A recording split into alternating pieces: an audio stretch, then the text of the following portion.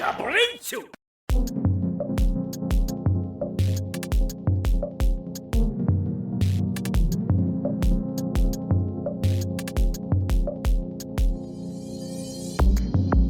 back, everybody, to another episode of the Cho Super Hyper Podcast. Wow. We're here to talk about, as long as it's still here, Super Sentai and Kamen Rider. How have you been, I'm Super Blast X, as always, joined by Tokutoni, howdy. How have you been, Tokutoni? I've been pretty alright. I've been pretty good. This past weekend was very, very chill. Oh yeah, even though you were on call. Mm-hmm. Yeah, you didn't get much. It was weird. However, we did do some stuff this weekend. We sure did. We didn't really get into it, but that was fun. And for those of you who are first time listening, thank you for watching, listening. Don't forget to like, comment, and subscribe. We're here every week around this time talking about Super Sentai and Kamen Rider, which is part of the superhero time block in Japan that airs Sunday mornings for them, Saturday afternoons, evenings for us. And let's just say it. I'm going to get into it real quick right now. It is officially confirmed by TV Asahi. Super Sentai is done this coming January or February. There's conflicting reports on when this new thing is starting. But they have officially announced Project RED, or Project Red. This is going to be the new show that will be taking over Sentai's block after Kamen Rider next year, once Gozyuger is over. Wow. Somebody mentioned Project Red. Abbreviate that. Like, do you know what that is? No, what? To abbreviate RED? No, abbreviate Project Red. A Project R, like the music people? Oh no, just the first initials of those two. PR, Power Rangers? Yeah. People are making jokes that it's always gonna have their own PR. PR. With its first installment being Gaban. Infinity. Yeah. So they officially talked about it today.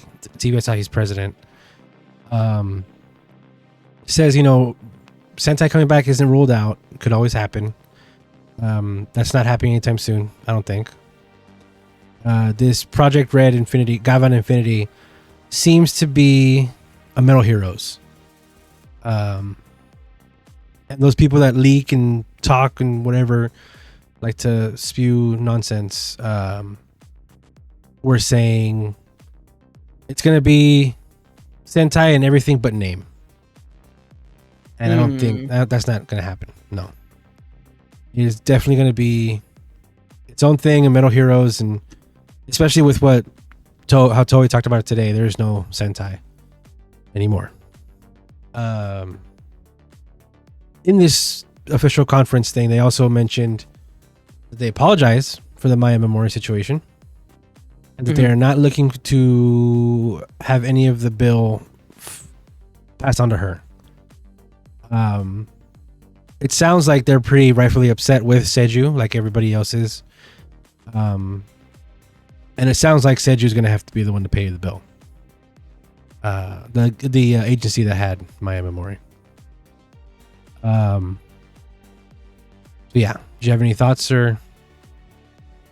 No, I didn't read the article. I thought it was pretty much just that. I thought it was news that we had already gotten. But I was tripping. I was looking back at it and it was like, oh, they just announced it. All that stuff. Yeah. With Maya. Mm-hmm. Yeah. So that does, at least forward-facing, sound better for Toei. Like it put some people, it put Toei back in better graces with some people. I think I already was in a not the best headspace with Toei, but I've been saying this since it's started. There's no way Toei planned this. There's no way Toei wanted to do this. This is costing them a lot of money to reshoot and rehire and do all this and that. There's no way this was something that they wanted to do for whatever happened. and them coming out and saying, we apologize, Maya Memori and all this, and she's not gonna have to pay anything out of this. It's just an unfortunate situation. The unfortunate situation we have to work around, and yeah, some people were saying there was undertones of said you hate in that press release or press conference. Yeah, I've seen some actors sort of reminisce about the good times, some Sentai actors, and one past Sentai actor, your boy. Yeah, my boy.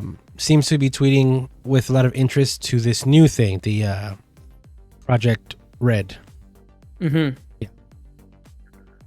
Mr. Masahashi Taniguchi, who was Go Blue. I don't know. Okay. I wanted to make sure I said that right. He was Go Blue. He was an Ultraman. Go Blue, but yeah. Oh yeah, Go Blue. An Ultraman. I forget which one. And villain in Saber. But the big thing for me, how I found him, was in Amazon. He was Alpha. Kamenrider Alpha. Huge guy. He's also Kishibe in the Chainsaw Man live action. Okay. Yeah. Yeah, I don't know that. Alpha. But yeah, so what do you want to say? What have you seen or? I'm seeing a lot of hype around it because it's getting English broadcasting things about it. What was Taniguchi saying about what is a? About the project, he his first tweet about it was red, interesting, and then little ellipses, another tweet, and then another tweet about if I can bring it up, something about this is interesting. He seems to be tweeting a lot about it. He's showing interest. And I think if you want to sort of restart, they also said, so with the Project Red, they mentioned, they announced there's going to be an umbrella thing that's tied around crossovers. And the first bit of it is going to be a Gavan Infinity show. And in there, they're saying that we can get Sentai crossovers and that's how we can live again. But they specifically mention about this Gavan show that it's a brand new Gavan. So it's not the guy that we had a little while ago. And it's not Kenji Oba. It's going to be a whole new guy.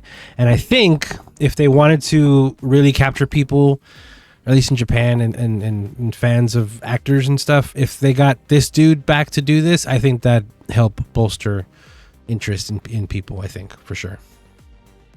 Yeah, definitely. I mean, he's a big actor guy, especially in the Toku space.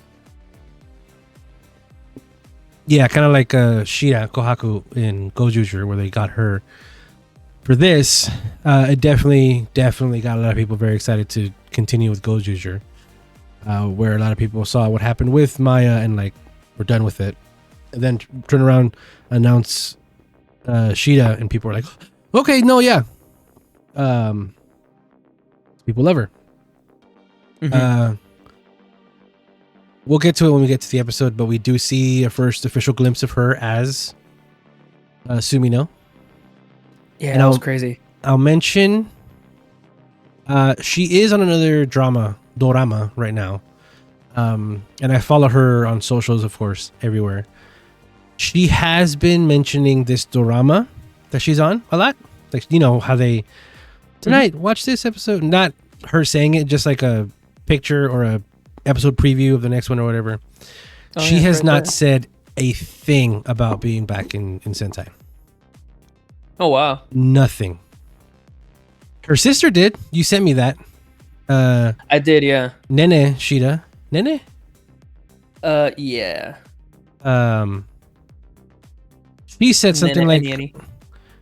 I always support my sister or something like that, or she's excited to see her back or something like this. That's the most we've seen Ashida say anything about her coming back.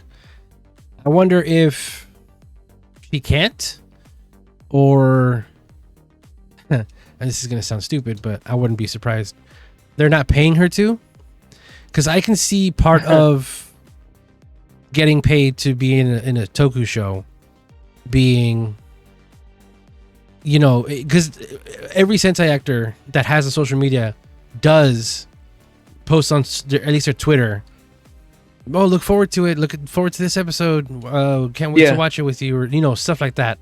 Bouquet every week says it. Tyranno every week says it. Leon every week says it. Wolf. This morning I saw Wolf live on TikTok. Oh, cool. He's always on TikTok. He's always on games. He's always shit posting. But I'm surprised that he was live on TikTok, because how was that chat not flooded with questions about what's going on? You know what I mean? Yeah, maybe it was all Japanese. Yeah, so I saw it was on, got on for a little bit. He was normally talking and got out because I didn't know what the hell was going on. But I wouldn't be surprised, obviously, if people were just asking him, "What's up with Maya? What's going on? Are you shooting right now to catch up?" And I don't know. Oh man, if he actually answered them candidly, I'm sure we have gotten tweets about that. Right, but that's the thing too. It was in the morning for us, like 6 a.m. Mm-hmm. So I don't know who here would have caught it. But you're right. Yeah. People still would have like archived it, rewatched it to see if there was anything in there. So I don't think there was anything in there. But still, I thought it was interesting that he came out and was on a live.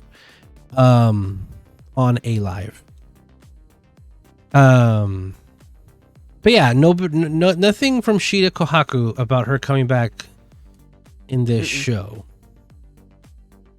That's interesting. Kind of weird, right? Yes, that is weird. But now that she's here, we've seen a few images of her. People are still asking, and I don't know if we're ever going to get an answer. What happens when this show comes out on Blu-ray? Mm-hmm. What are they going to do? Or DVD, whatever.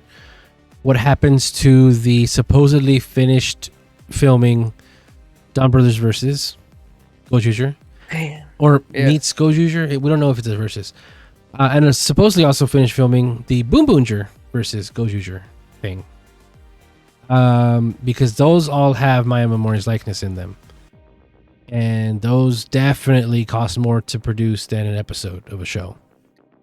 I don't know what's going to happen. If this is just going to be lost media. If the show is going to be lost media like the rest of the episodes.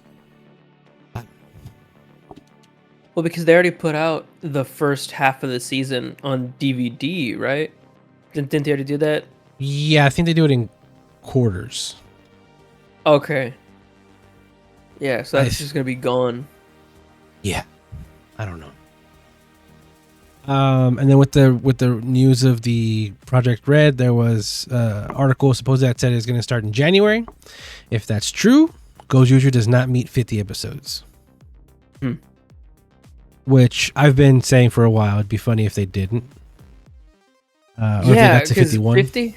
Yeah, because 50. Yeah.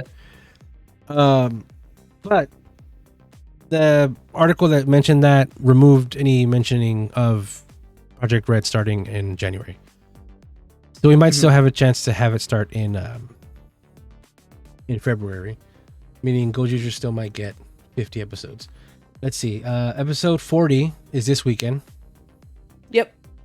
41, 42, 43, 44, 45, 46, 47, 48, 49.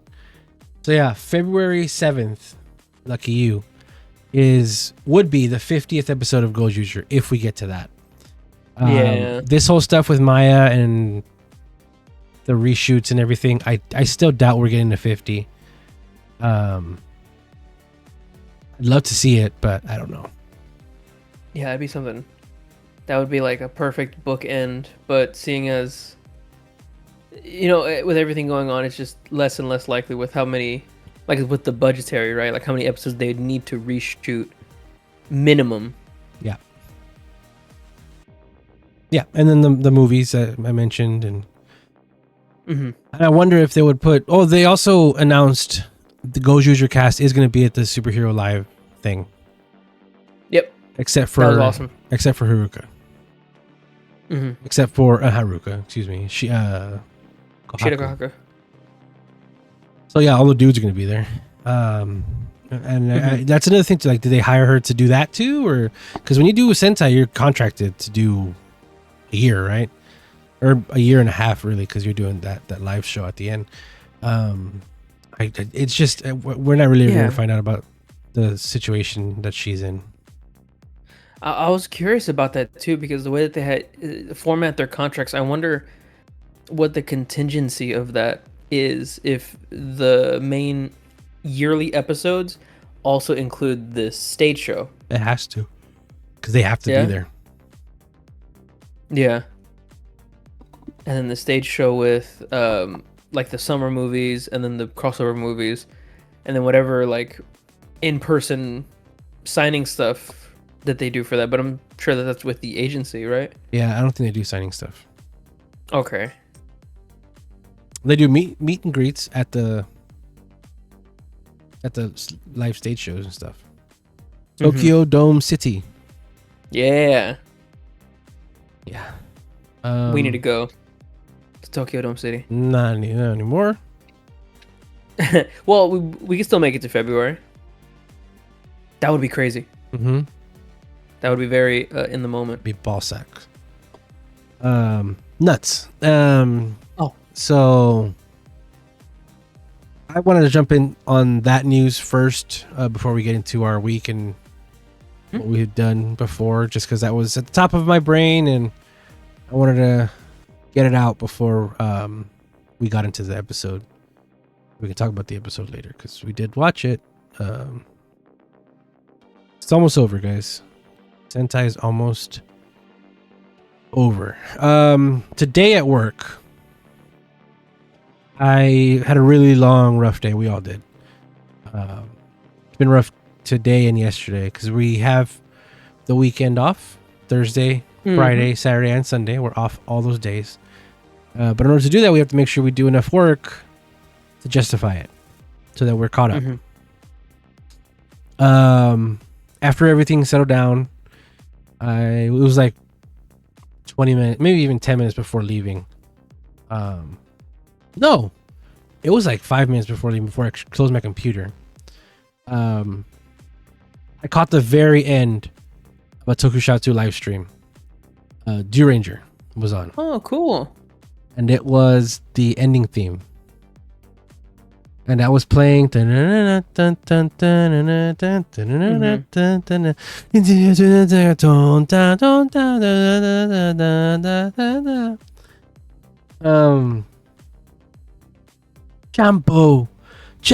I saw that whole, the ending dance sequence thing. And I was like, oh, that's cute. We haven't had those in a while, the dancing or the ending themes. And yeah, Zyuranger is so weird. They're like playing baseball and Maze has a wedding dress and it's weird. It's a weird ending. So that finished, and then obviously it goes into the episode preview for the next episode. And it was a Pink Ranger May episode.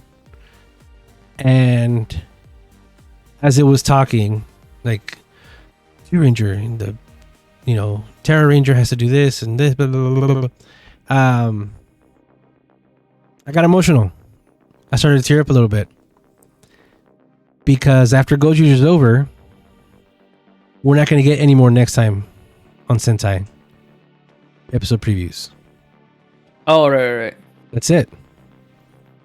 And it got me thinking about how for 50 years, very impressive, it was an institution where you can count on that.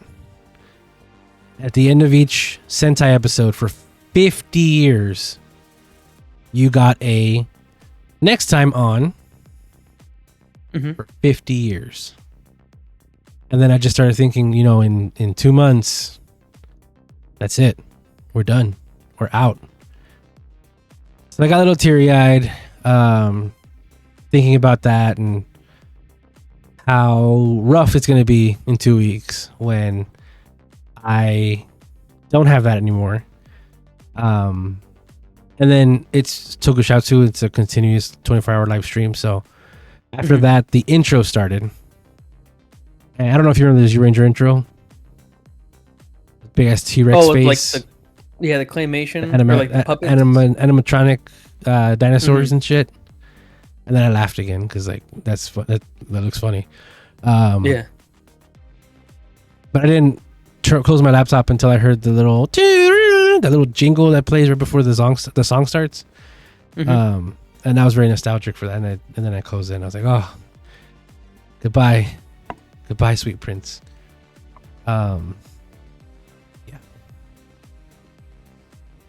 Yeah, it's very impressive. 50 whole years nonstop. Yeah, it's ridiculous. 50 years. And I mean, it happened to Kamen Rider. There was a gap where there was no Kamen Rider, right? Yeah. So I guess it's time for Sentai to also take a break. There's So strange how Go ahead. it's so strange how it they say for a writer they don't celebrate it, but it's like 55 years, but they don't say it, but they sometimes mention it. 55 years, but there's a big gap of years where there was nothing. Right. That's disingenuous. Yeah. Because there was quite a few years where no, there wasn't. It's not 55 straight years. 55 years, sure, of the anniversary and everything, but not 55 straight years. Sentai can say 50 straight years. That's bananas. There's some hope that this Project Red is going to get an American release just like Zeztz, because there was an official English American press release of this Project Red, and Tokushoutsu retweeted the information about this as well. Nobody's saying anything though. With Rider, I felt like we got advance warning of that a lot sooner. Like whenever Zeztz was announced, right? Yeah, we got it a lot sooner than we would have if it was like a regular show. Regular show. So yeah, we'll see. I wonder if they're just doing it because they have to, because I would love to see what the return on Zeztz so far has been. I would love to see how that's doing. Yeah, I hope they're doing really well. I mean, each episode so far that's been uploaded on YouTube has I like this. Reached at least 10K. Okay. Most of them reached at least like 10 views, 11, 12. Some of them have 15. The biggest one right now has the debut, right? Yeah, that's 86. Wow. 86,000. And then each live stream, I know people go up to like 10,000 for the live stream whenever they come out. The episodes. Now part of this. One day ago, episode 11, 10,000 people. What does last week's episode look like? What's that? How many views is that? Episode 11 for Zeztz? Last week. Oh, let me see. Episode 10, 8 days ago, 19K. Okay, so that's around what we should be looking at. How long, what its shelf life is for a week. Because once the new episode's out, that last episode, who cares? What about episode 9? How much does that look? 23K. 23. So it does get up, but it's not by much more. From 11 to 10, that's 10,000 different. From 9 to 10, that's 4K, right? So it does go up that first week, but like I said, it does taper off, which is pretty normal for what this is and how it looks. Yeah, because these episodes do have a 1 week shelf life if you're watching them concurrently. Yeah, I hope they're doing really well, because this Project Red stuff, it looks like it would just be such a neat, clean insert for Tokushoutsu, for this new Tokusatsu series. Yeah. Because with Sentai, you'd have to... Well, I mean, I say that because it's a new IP, but it's very much relying on past, like, history of different tokusatsu shows. It's like supposed to be going through different universes, seeing, like, for example, they're going to be showing Sentai in this show, presumably. So it's like you'd have to know about that already. Yeah. Yeah, because the past stuff that they've localized over here does not reference. Oh, yes, it does. Mhm. Yes, it does. Heisei Generation's Final. That movie had a bunch of weird writer references, like the manga, Yeah. like the stage show Gaim Zangetsu. Like that is super deep cut. You're not going to know that unless you're super into this, or you went to that stage show where Zangetsu gets Gaiden. Zangetsu Gaiden? He gets the Kachidochi arms. He gets Gaim's second to last final power up. With the flags. Yeah, raise your flag. Yeah, I get what you're saying. You need that to base so people can know what they're talking about. But they've shown that they've done it before. Because even that movie also had... Is that the one that had Build in it? No. No, that was... what's his name? The other guy. Revy. There it is. No, it didn't have Revy. No, wait. No, I think it is Build. 01. No, it was 01 and Zio. Heisei Generations Forever? It was 01 and 0 and 0. It Sorry, was 01 and Zio. Zio. Yeah. Because Zio's not out here, but he's in that movie. I'm super excited for Project Red.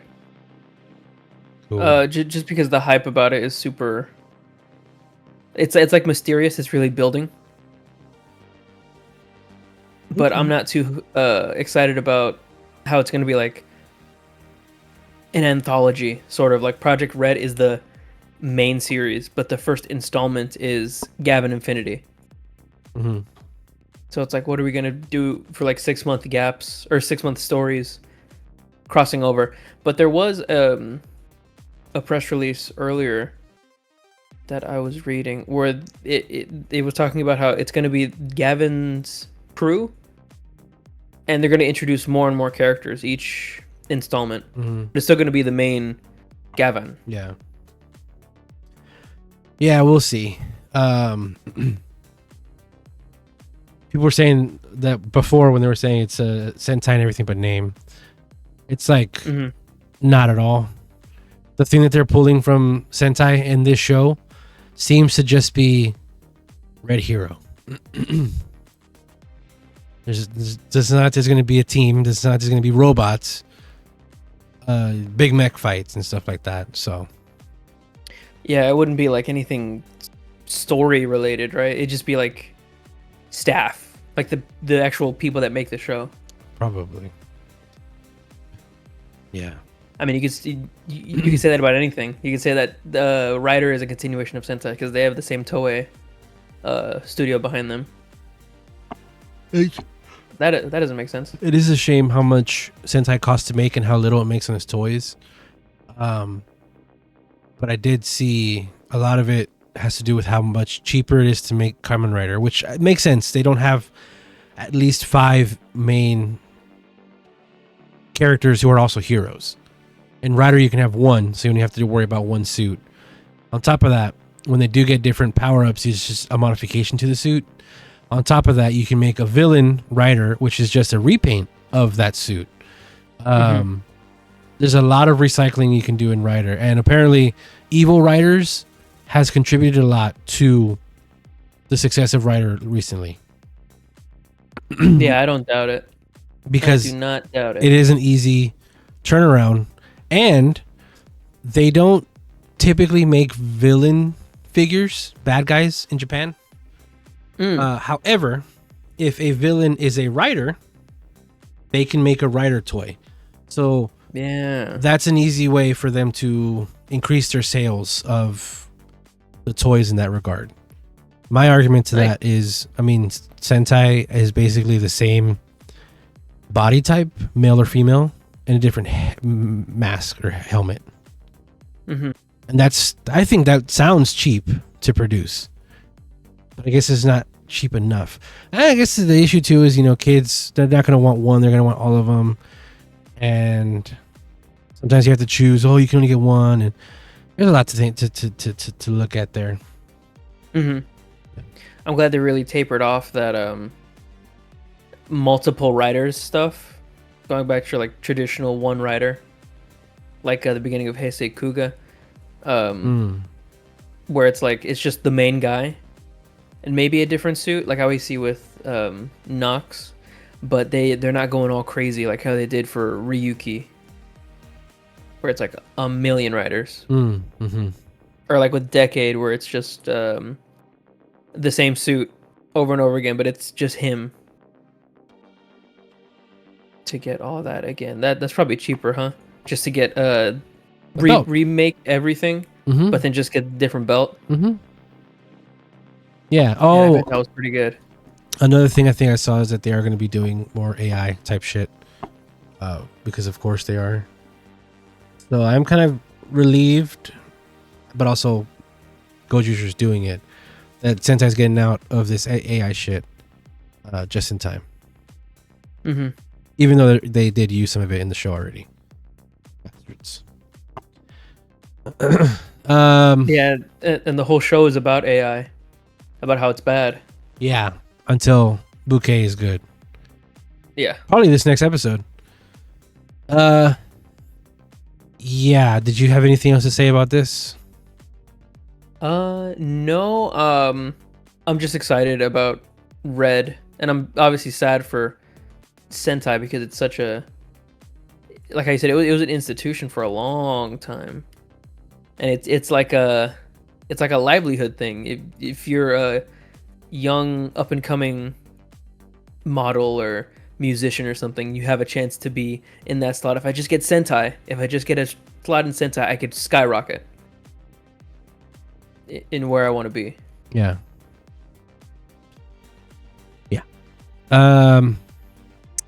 This past Saturday, we had our Thanksgiving. Yep. Our sister's going to be going out of town, so we're not going to be able to have everybody traditionally for our Thanksgiving this coming Thursday. So we decided to do it earlier, and yeah, we had a little Thanksgiving dinner Saturday. We played some clubhouse games. There was a fire outside. It was cool. It's a chill day. Yeah, I really liked it. It was a lot of food, a lot of leftovers. Yeah, and we're still working on. Yeah, we're still eating, and it's still just as good. Yeah. I tell you what. Anything else happened this past week or weekend? I'm trying to remember any games stuff. I mean, everything's going on sale right now. Oh, right. Next week, you guys got to hold me accountable. I'm going to have to get a new camera, okay? Mm-hmm. I did get a Black Friday deal, one so far. I got Capcom Fighting Collection 2, the one that has Capcom vs. SNK and Capcom vs. SNK 2. It was $25. I saw it and I had to grab it. It's the only one that I didn't have yet, the only fighting collection. I love fighting games, so I haven't even opened it. It's still sealed. I can't wait to bust that open. Probably tomorrow night or Thursday. We'll see. I was about to ask you how it's been so far, but you've already played all of those games before, huh? No. No, it's got Power Stone. I've never played Power Stone. I've never really played Project Justice, which is from Rival Schools. Plasma Sword, I've never played either. Capcom Fighting Evolution, I have played. Yikes. And then Alpha 3 Upper, I believe I have played that PSP version.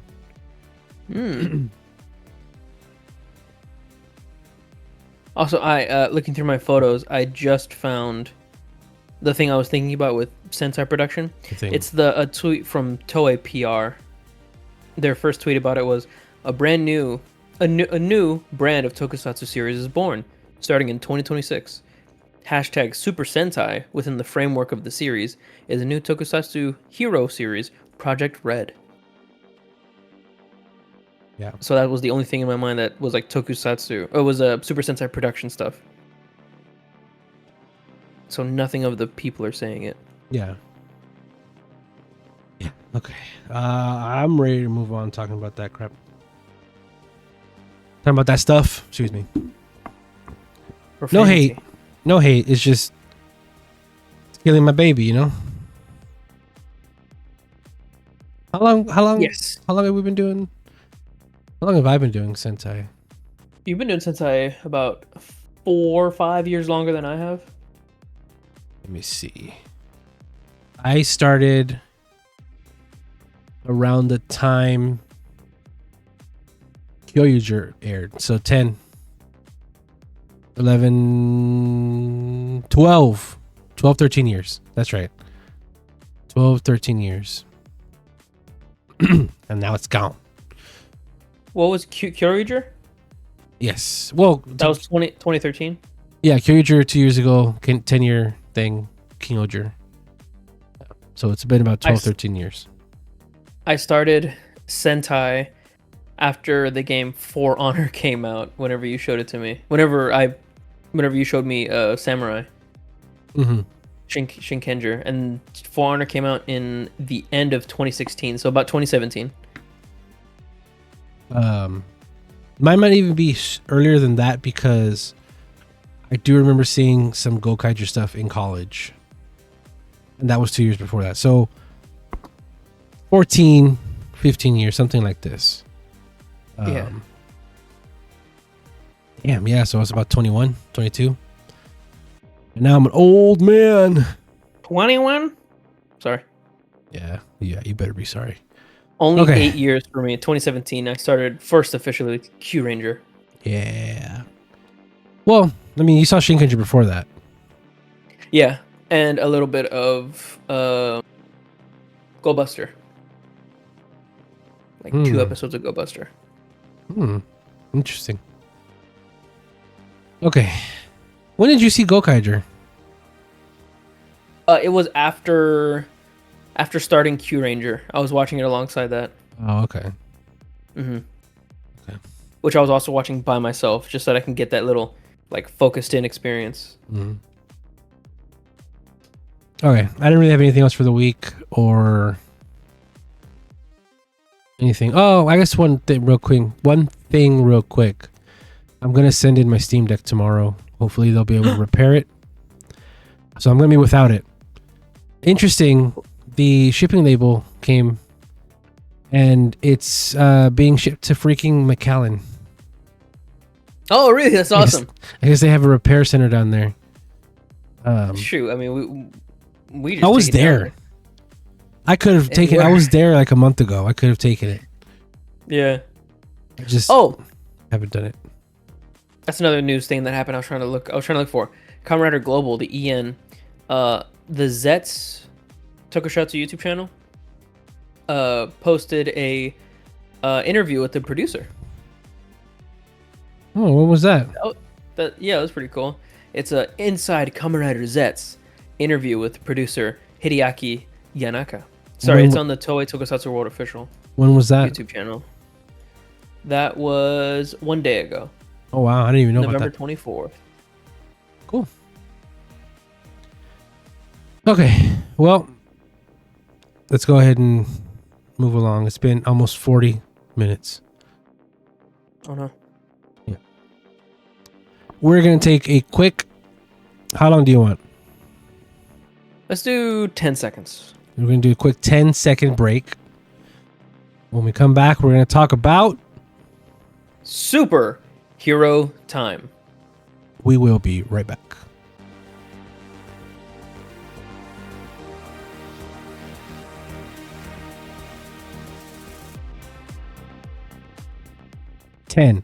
We're back. What are we looking at? What are we talking about this time? We're watching Kamen Rider Zetz's episode 11, Case 11, Rot. And Yeah. we're not watching. We watched, just so nobody thinks we're gonna like live react to it. Oh, right. We watched and we're gonna review. We're gonna talk about episode 11, Rot. What'd you think of the episode? I really enjoyed it. This might be the best Zeztz episode so far. Really? I say that every now and then. I really enjoyed it just because it's so fun to me, the way that they use the special effects and the way that they use the power-ups, but also the character interactions, like with the artist, the counterfeit artist, and Mr. Fujimi. They're both very funny. What is her name? Nagumo is also funny because she's still so outrageously against this whole operation that she's been a part of for 10 whole episodes. I find that pretty funny. And just the production overall, it seems really, really focused. Like they're trying to tell a cohesive story. Yeah. Usually with some writers, it's not like it's wishy-washy, or like you watch it, it's the spectacle, and then you get the story after. But here, it seems like we're getting real story stuff, which I like. It's still all very vague, right? There's no. No, yeah, it's still it's still telling the story. But that's pretty much how it. There wasn't much Nem, like at all in this episode. His sister almost opens the closet. Yep. This did sort of show one of the drawbacks to this, where he can't go into the dream, obviously, unless the dude's sleeping. And he was keeping himself up awake with those energy drinks, which was ridiculous how many they had. It was one fucking day. The timing and pacing on this episode was weird, because it was like 1 PM and they had like 12 energy drinks already. Like, it's not that hard to be awake. Comedic effect of how many energy drinks they needed for their debate. But it also, again, this is a kid's show. Dialogue is dialogue. But the way this episode was shot and played out, every time a long passage of time passed. So they started the conversation and it was the regular day, and then we see time pass and now it's nighttime. Anytime there was a time jump like that, it always felt like the conversation, nothing happened in that gap. Like whatever we were when we left from watching them to when we come back, the same amount of time that passed for us also passed for them. Does that make sense? Yeah. And that's not just something that happens here. It happens in other shows and stuff where it just doesn't feel like actual time has passed. It's just there for setting. And that is noticeable to me. Because it was like, well, why didn't you ask that question 4 hours ago? Because you were here 4 hours ago, but you're asking it now. Like, what was it? What's the answer to the paintings? Or it was very basic questions, but questions that I feel like he could have asked, like I said, 4 hours ago. But now we're nighttime. Yeah, at the very, very end, he asked just flat out. He's like, okay, flat out. So what's the secret hidden in the paintings? Yeah. It's nighttime, and they got there in the morning because they woke him up. They've been there since early in the morning too, and that too. Whenever Baku finally gets there, she's like, "Yeah, dude, we've been here since 6 a.m." Yeah. He's like, "What?" Yeah. So like I said, pacing and time was really wacky in this episode, in my opinion. We find out that Nozx wanted the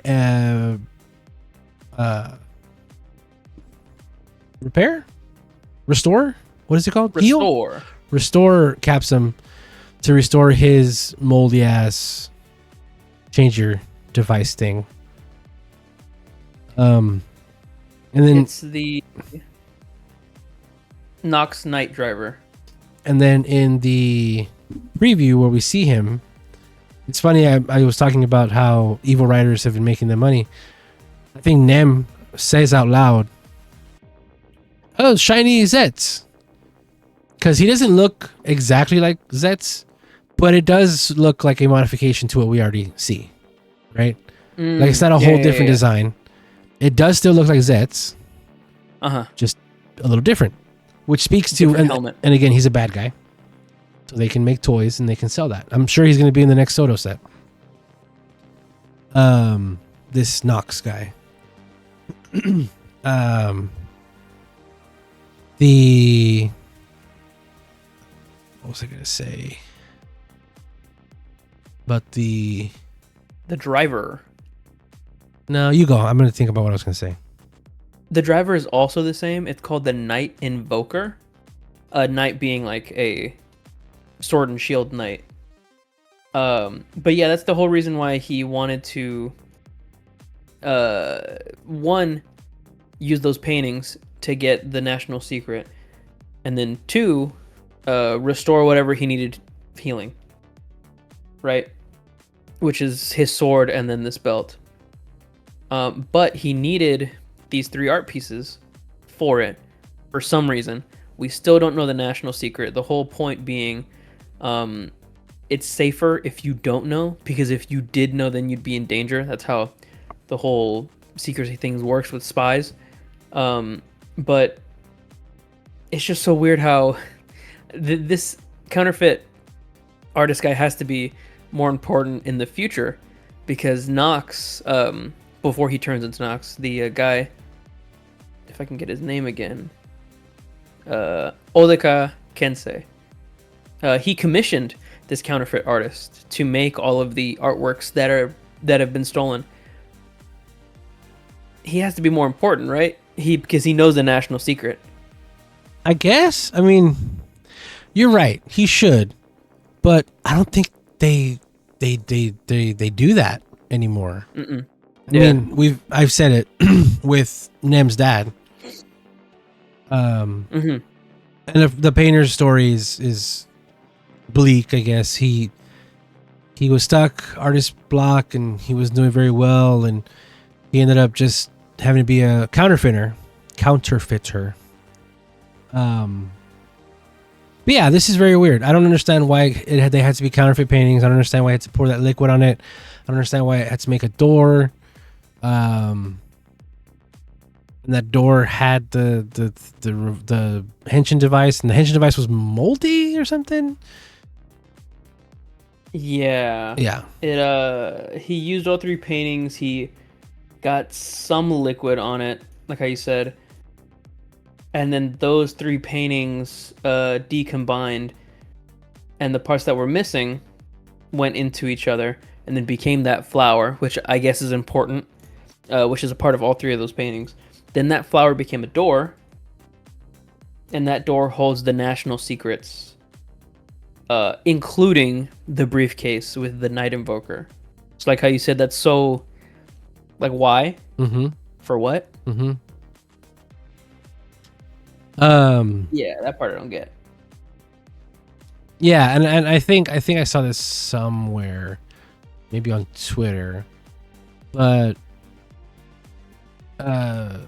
Baku, what's his undercover name again? Yorozu? Oh, Agent 7? Agent 7. Agent number 7. NO.7. Yeah. And Nozx mentions he's also an agent, or he's just an agent or something like this. Nozx, NOX, X is 10. He's the 10th agent, maybe? I don't know. Yeah. But I think the national secret might be that, I don't know why they keep saying national secret, but maybe that Japan is doing sleep experiments and they have this force and it got put on ice because it was too dangerous or something. I don't know. Yep. Yeah, that's what my first thought was exactly. Was that the national secret was that all of Japan is actually asleep right now.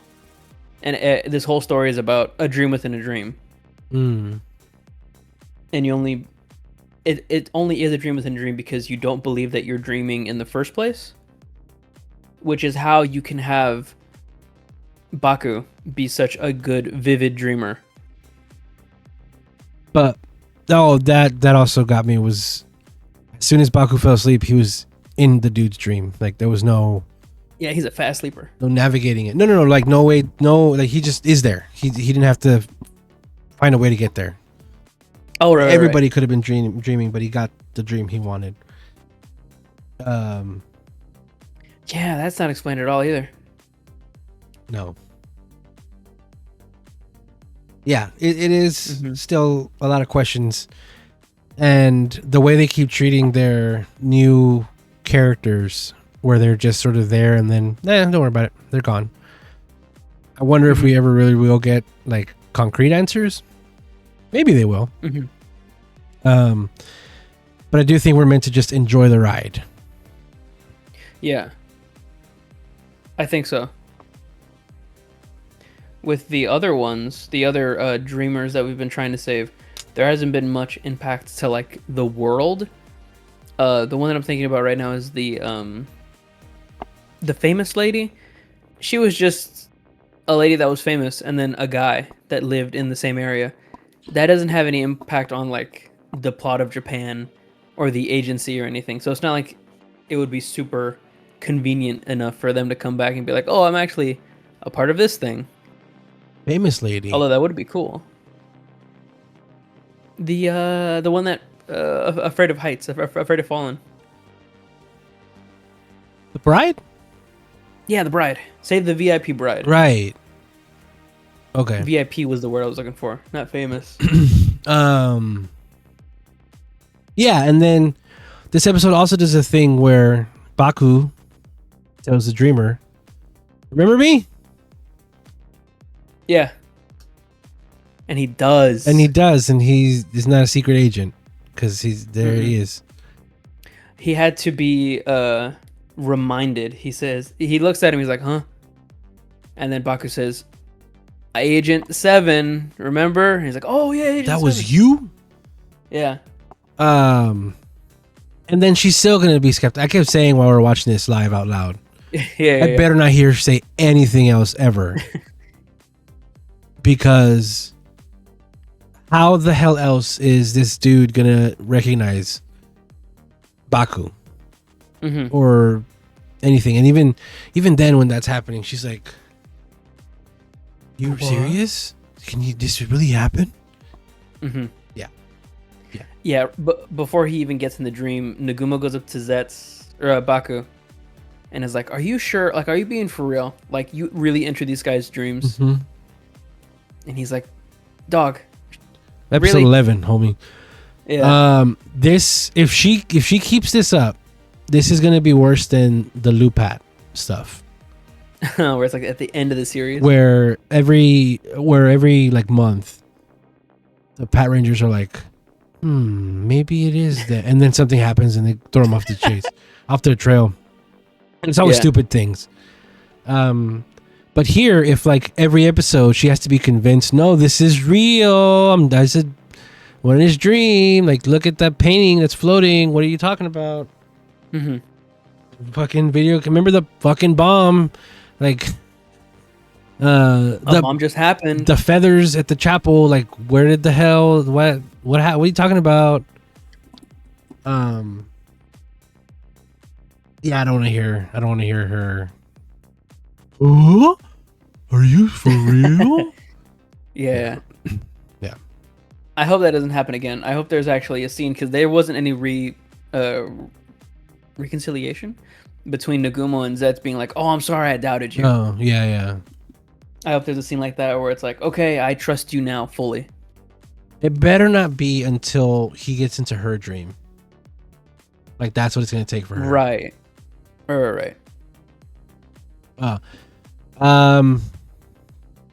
We've talked about most also, of the episode. Go ahead. With the sister, what's her name? Yorozu. Minami. She's great as well in this episode. She's like, she's trusting of Baku, she sees the closet that he just came out of, and she doesn't open the door because it says so, and he's like, oh, I'm just gonna let it be.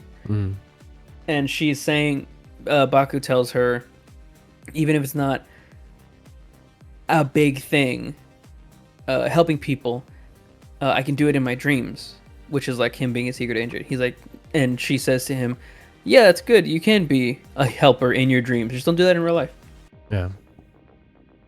Cut to the next episode. Stop the meteor shower. Yeah. How do we do that? So we've talked about most of the episode. Yeah, except for, and I want you to really talk about it, the big fight scene. Yeah, man, the fight scene's awesome. This is like, oh, it's so cool.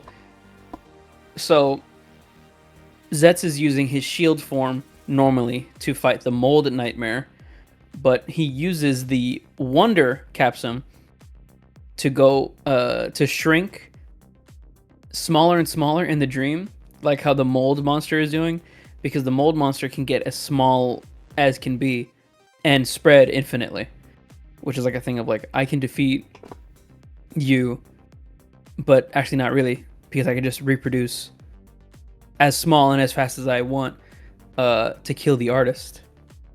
So he gets really small, and they get smaller and smaller up until they get into the atomic level, all the way down there, to finish the fight. But the big thing about this fight is that they're using a green screen and just props for the first half. So he gets small, like Ant-Man. Smaller than an ant, I guess. He drops his scythe, and then they're fighting on top of the scythe with sort of bad running green screen. I just saw that again. That's hilarious. That was the first shot. But yeah, really cool shots where it's like perspective, where they're incredibly small on top of this object. I like that a lot. The cinematography in this episode is so fun. I thought it was fine. I appreciate that they are still taking swings like this, especially with the whole thing being dreams, where you can manipulate whatever you want.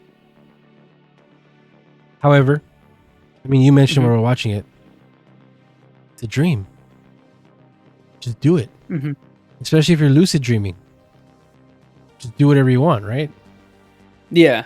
But they're holding it down with all these rules, with these 4 orbs that control these certain things, and whatever. Like I said, I appreciate that they're going for it. They're doing more interesting type stuff with the dream world. That's cool. Yeah, really cool stuff, really fun stuff, and it's microscopic level, not atomic level. Yeah. But yeah, he goes down there to the microscopic level, sees a bunch of these mold clones, and he uses the duplicate capsule. But he doesn't duplicate himself, he just duplicates the scythe, which is a little weird. I thought that was weird. And then deletes, just absolutely murks all of the mold, which saves the counterfeit artist. And then the people in the real world see that the mold on his arm. Real quick. Yeah. He does go smaller than Atomic. Oh, right. He becomes Atomic. Just Zeztz. Yeah, he becomes so small he goes inside the dude, the bad guy, when the bad guy's already microscopic. It's insane. There's no limit, I guess. Yeah, other than crazy. the capsule. Yeah. I like the little details of, even though they're at the microscopic level and we're in this sort of emptiness where it's just space and the mold, the background is still like the art. You can still see pieces of like the canvas or the actual frame of it. Is this 777? Oh, it's so cool. Yeah, like I said, I thought it was fine. It's I saw some people ragging on it, online. Mm-hmm. To that I say, like, relax. It's not a show for you if you're gonna nitpick it like that. It's still a kid's show, and they're doing what they can with what they have, especially with this being about dreams and everything. What came to mind for me was the final Gozyuger fight, where that was entirely in the CG space. Yeah. Two suit actors still, but that's what that means. Like, this fight was also in its entirely CG space, and it was fine. At the very, very end, we get to see how we know about what happens to Nozx. And it turns out Zeztz just used one of his spy things. Oh, right. Yeah. Spy camera. He just happened to have done that right before the dream ends. And then they find out, oh, this is where he was. This is the door. This is the room. I thought that was kind of like, whatever. Because it's like, yeah. That speaks to what the dream world is. Like, if the dream's ending, that spider shouldn't be able to track him because the dream world's gone. Right. But also, I'm assuming. But also, Nozx is a forever dreamer. Like, he's constant. So, is he always live in this space, or are dreams all always happening at the same time? Is that why when I said, Zeven was able to find the dude's dream so fast, is because there is just one dream world. So dreams are happening. I don't know. Whatever. Well, every time we see Nozx, not every time, on occasion where we see Nozx in the real world, it's him by himself in this red space. But when there's not that red space around him, you still see the moon that's like half cut, which isn't the real moon, obviously. The moon. Yeah. So it's like he probably is dream hopping, but you can only do that so much, right? Yeah, dude. Go to other parts of the world. They're dreaming there. I promise you. Yeah. Like how you said, specifically, like, where does the dream start and end? Because Zeztz is like, okay, we finished the monster. Presumably, the artist is still asleep, so let's explore a little bit. Which, I mean, I guess since the artist was drinking all those energy drinks, he crashed hard. He would stay asleep for a long time. Yeah. But that's like such a convenient thing where it's like, okay, let's go look for the national secret in this guy's mind. Yeah. Yeah. Yeah. We'll see what happens. It was a fine episode. I'm so excited for the Nozx driver, for the Night Invoker. It's the new Nozx belt. Is it a belt or a shoulder strap? Shoulder strap. The same thing as Zetz's belt. Okay. Transformation device is what they call it. And it's two, right? It's two. No, this is just the one. Oh, the sword has two capsule holes. The leak belt has two capsule holes. Oh. Didn't his sword have two? I thought it only had one. But let me see. Let me go to Nozx. And then weapons.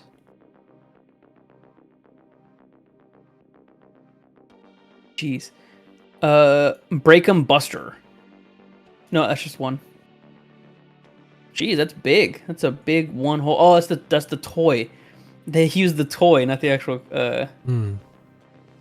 show prop in the picture right here. Your glasses show everything, by the way. Yeah. When you said the toy, I saw the toy. It's just straight up the toy. Even though in the show it looks so much cooler. I want to see Odaka, if that's really your real name, Kensei Nozx. I want to know what he's about. Why is he an agent? Obviously, there's a big thing with him calling himself an agent. He could still mean an agent of the PSB, which is what Nagumo and Fujimi are. But he could be an agent of the Dreamer things, which he kind of sort of said, with Zero. Zero is Agent Zero, Nozx is Agent 10, Zero is Agent 7. Whatever those numbers mean, we're still left unknown. But there's history between Zero and Nozx. There has to be. Yeah. Yeah, we'll see. Okay. Did you have anything else for this episode? No, 9 out of 10. It's very, very good. Okay. I love Toku when they do stuff like that. All right, we're going to take one more break. And after this break, we're going to be talking about Zenkai. Yeah. 10 seconds?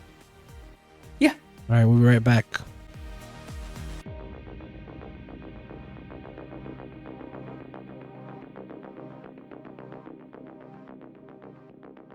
Guess what? It's been 10 seconds. What are we talking about this time, Toku Tony? We're watching Gozyuger, episode 39, Burning Intensity. I'll show you the power of the rings. Clip show. Part 2. We got another clip show. Starring the same guy that was there the first time we had a clip show. Yeah. The voice actor announcer guy. With the Gorin Kazu ring. Sekimoto. This felt very much like a last minute thrown together episode because of the stuff happening with Sumino Mayamamori. There was specifically footage here that was definitely from her solo episode. Her feature episode where she gets the Ryotega sword. She gets that power up. It was supposed to be about her wanting to be a detective again. They did what they could with the editing, and it was kind of ass, but they did what they could. What's her name? Ribbon leaves the Brighton place, and because she wants to go do something else. All of a sudden, we just see her have people kidnapped in a warehouse, which definitely was part of the Sumino plot, whatever that episode was. And at the end, we see exclusively Goju Unicorn fighting Ribbon, and that's how she gets the sword and blah, blah, blah. She wins. And then, yeah, after that fight, for some reason, Shining Knife and Shining Knife and Sweet Cake, big. That was just happening already. It was crazy. There was no, I'm going to get bigger or anything. Just for some reason.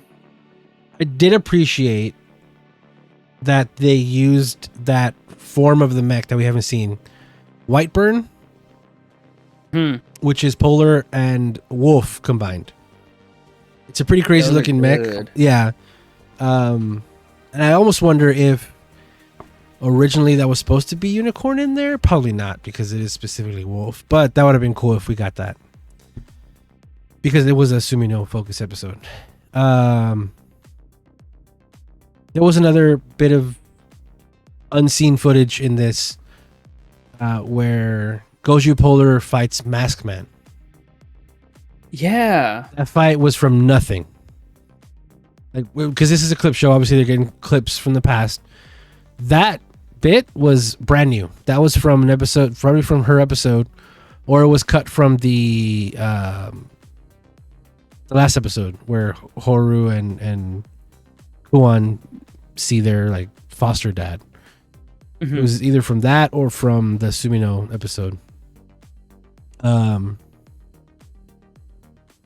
Yeah, nothing really much happens. We get that chart that shows who has what rings. Tyrannosaurus has nothing. They showed everybody's rings on that chart except for Kuon. We can just assume the ones that aren't there are the ones that he has. There's one ring left that nobody has. Kaku Ranger. Oh. I believe that's it.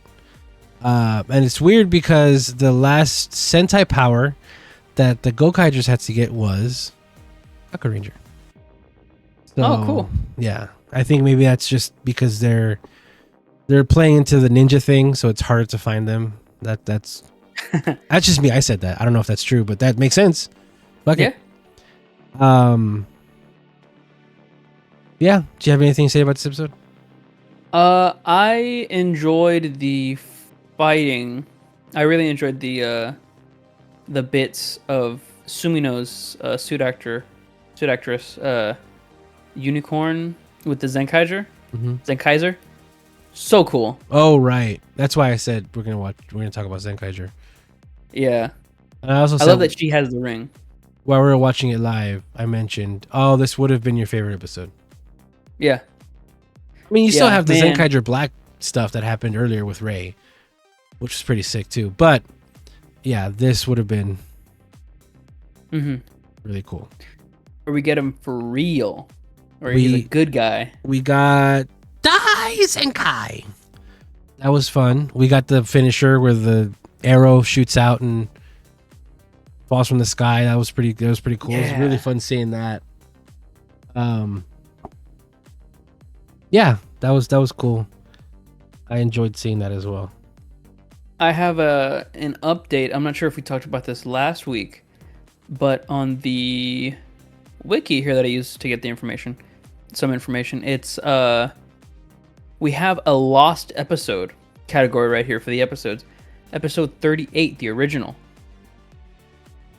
And it has like a whole page for it. Wow. I like that a lot. So the synopsis: Sumino resolves to quit being a detective. For her final case, she accepts a request to search for a missing woman. Together with the Gozyugers, Sumino infiltrates a salon party with the women that the women were attending. Yeah, so that's likely something that Ribbon crashed, and she hijacked the women in this thing, and that's where that comes from. And it was crazy. It was funny because this was like we said, something that was from a lost episode, so it's not something we were gonna get, but they still had to put it in here. So while the clip show is happening, Horu gets a phone call. Yeah, he's like, "What?" He leaves, and then we're just there at the fight. Like, this is not part of the clip show. This is just happening now. Yeah. So that weird. That tells me that was all new. That was filmed new. Also, Horu is the only Gozyuger that shows up in this episode. Really. I mean, that, like I just said, that part is a reuse from that episode. So Polar does come out when they're in the mech. He Kumare. So I guess he does too, but the stuff at the bar, sorry, at the restaurant with Horu and the other dude, that all looked like brand new shot stuff just for this to help wrap up this stuff that was going on. Yeah, Horu says to the producer, "Yeah, Ryugi asked me to hold down the fort, but why is never answered." No, or where everybody else is at. Like, what are you talking about? Yeah. Did you have anything else for this episode? I liked the actor for the Toei TV producer, Tomokazu Seki, the actor. He's very good. What do you call it? Yeah, he's good. I liked him a lot. He has good personality in the show. He's very funny. I do like call that the bit at the beginning where he's like, "Why are you here? Ah, you want to give me a job again, huh?" No. I already fired you, so no, I can't. Yeah. And at the end, where it's like, "Oh, give me Go Ranger. I can have Go Ranger. Ah, stop being so stingy. Yeah. I can have it. Look at all these rings you have." Yeah. And he just walks out with it. He gets it back. People are saying like, "Oh no, he just got it robbed. Now the chart is different." No. You know, he doesn't have. No, he's come on. He doesn't even have a Tegasword. Right. And he wasn't chosen. No, he just had a Tegasword. The ring sort of Toei had is what it was. And of course it's Go Ranger. Rip in peace, my friend. I wonder if they'll ever explain that, or if it's just like, it's just a thing that happened. where the ring went to the Toei, but no one got a Tegazord? Yeah. Hmm. The reason I asked you if you have anything for this episode because I want to talk about the preview. Right. Let's get into it. Yeah. We get our first glimpse of Shida Kohaku as Sumino. Yeah. And she looks like Shida Kohaku. Mm-hmm. Very much. I was so happy to see her on screen again. I can't wait. I don't know. I hope she does well. Ichikawa. Yeah, Ichikawa. Sumino Ichikawa. I hope she does well. She does look like, I mean, this is gonna sound stupid, but she looks like Oni's sister. They tried, but she's not gonna look as. She's not gonna look like Sumino. She's not gonna look like Miami Mori. She's just not. Mm-mm. Did you know they were in a show together years ago? I did not. I think you were telling me about that last week, though. But yeah, when she does the little clap with her and she does her smile and she tilts her head a little bit, I'm like, that's Oni's sister, dog. What are we doing? Straight up Oni's sister. And then there was a couple of screenshots that they released. One of them was her with the mirror and Rico like pointing at her, looking at her or something. And you can already tell it's going to be something like, "What? I've always looked like this. I just got a little haircut or something." And that's how they're going to address it. They're going to move past it. Mm-hmm. But there was also those scenes where it's her in front of the stair steps, like doing the claps. Yeah. And that felt like nobody else was on set. It was just her, so that we can see what that looked like. It was like a test footage or test run or whatever. Yeah, that looked really disconnected. Yeah, I wonder if that's going to be in the episode proper or if that's just for the preview. Like, get ready, guys, this is going to happen. I'd be very surprised if they use that because there's like no. I mean, she's jimming the camera. They can gag it right where she does it, and everybody's like, "Why? What are you doing? What's the point of this?" And it's it's for the audience. Yeah. We got another still, her with Ryugi in like I think the next episode will be a haunted house. So it's them in the haunted house or whatever. And it's such a shame because she was a haunted house girl, remember? Yep. Where she was, nothing phased her in there, and she was even helping her the people scare Horu and Fire Candle. Yeah, that was a good one. Yeah, it was. It's also people on the interwebs found out that Dawn Brothers episode 40 is the driver episode. Yeah, that's her legacy. Just a bad driver. Her face is in that episode. Yeah, that is her legacy. And then we get a scary shark man. And of course, that was not planned, but holy cow, for that to be the way it is. That episode 40 Dawn Brothers, yeah. Episode 40 Dawn Brothers is her, and episode 40 Gozyuger is her. Like, those are her episodes. It's not this episode. Next episode of Gozyuger is going to be about Rico and Bouquet, and that's why I said maybe we're going to see Bouquet turn good soon.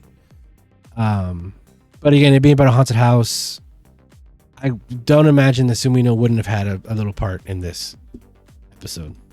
Yeah, true. But yeah, I'm really interested to see how they're going to film it. If they're just going to if they're going to cut it up so that they only film her whenever there's shots of Sumino. And if she's next to Ryugi, then they reshot that too. Yeah. But I'm sure this is going to be a little easier because they don't have to reshoot any suit scenes. All the action's been done. That's over.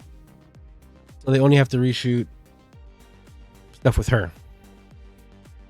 So I do not envy the workers there having to work around something that you've already done.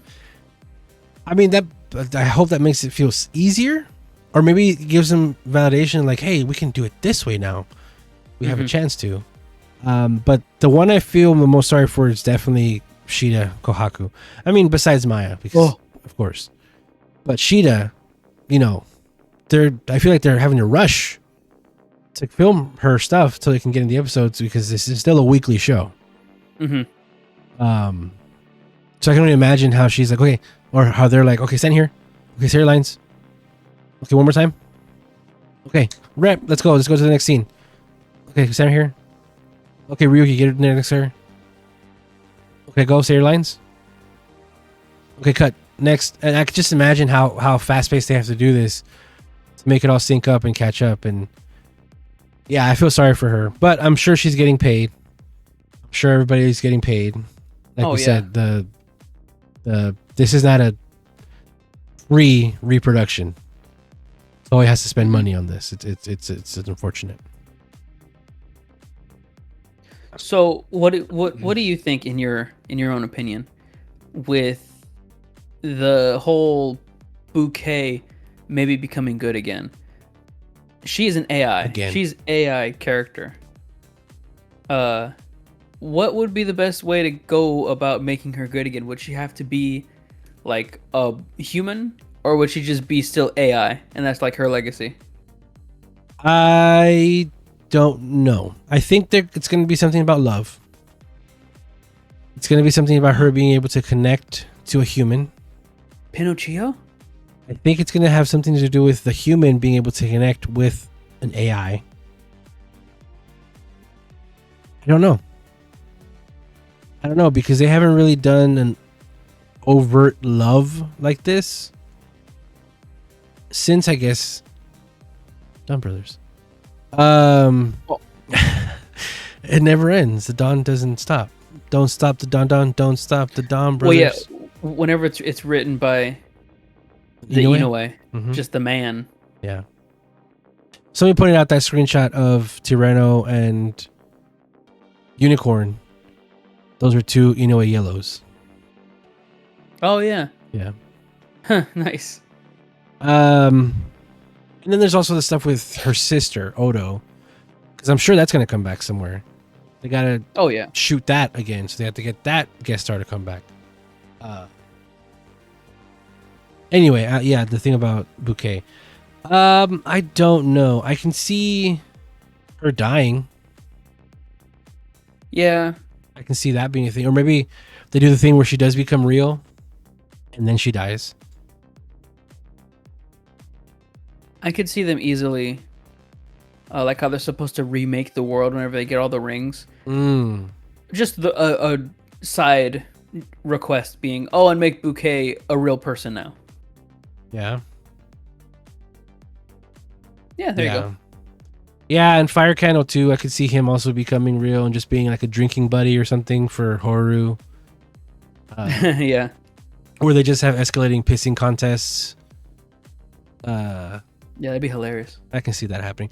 Ribbon is going to end up being the big bad, I think. Yeah, I think so. I think they made that character specifically to be like, okay, you can kill the Brydens. That one. I wish this shit didn't happen, because why the hell is she here? All this stuff with Maya and everything, it didn't just interrupt her.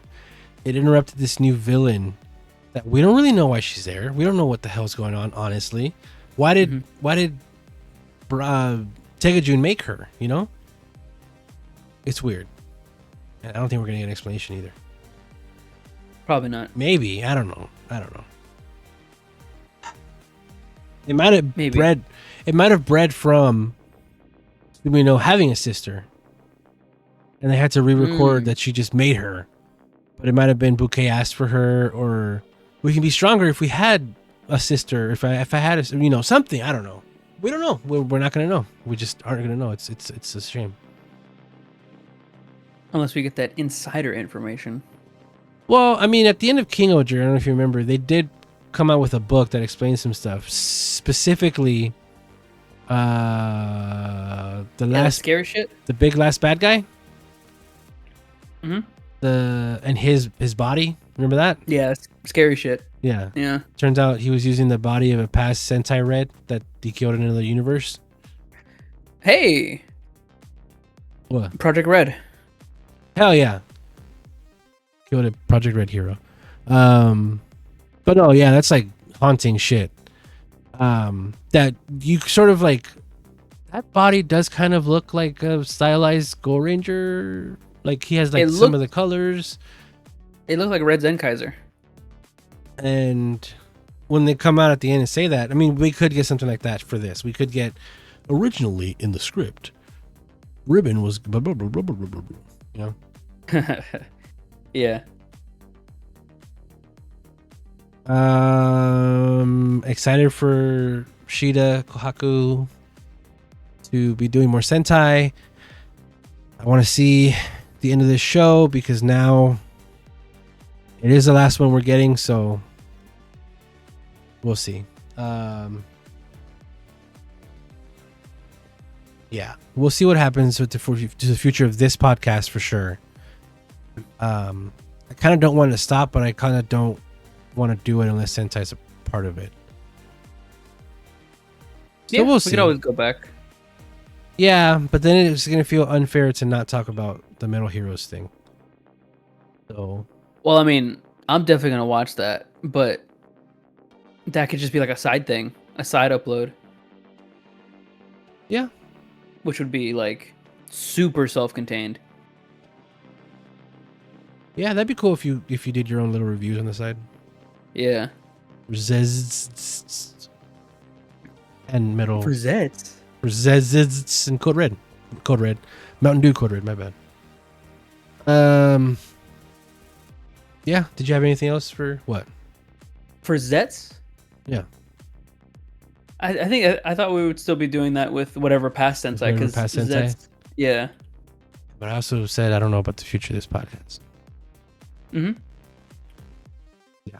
Yeah, I think I could definitely do a side thing about Project Red. Because I do like Metal Heroes.